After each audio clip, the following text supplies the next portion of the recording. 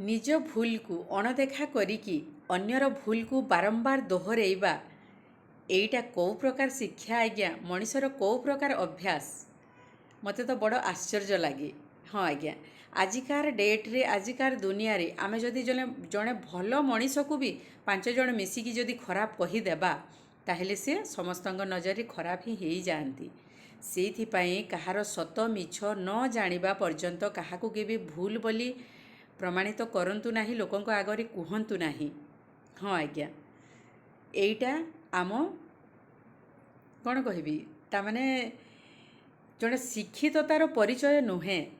ହଁ ଆଜ୍ଞା, ବାହାରିଆ ଲୋକ ଦେଖାଣିଆ ଆପଣ ଖୁସିଟା ପାଇପାରି ଯାଇପାରନ୍ତି, କିନ୍ତୁ ଅନ୍ତରରୁ କେବେ ବି ଅନ୍ୟକୁ ଦୁଃଖ ଦେଇକି ଆପଣ ଖୁସିଟା ପାଇପାରିବେ ନାହିଁ।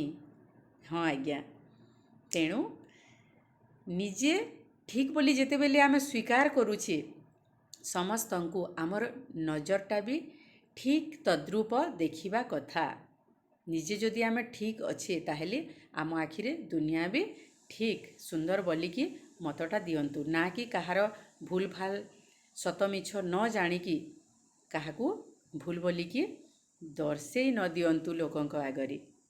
ନିଜର ମଙ୍ଗଳ ହେବା ସହିତ ସମାଜରେ ବି ମଙ୍ଗଳ ହେବ।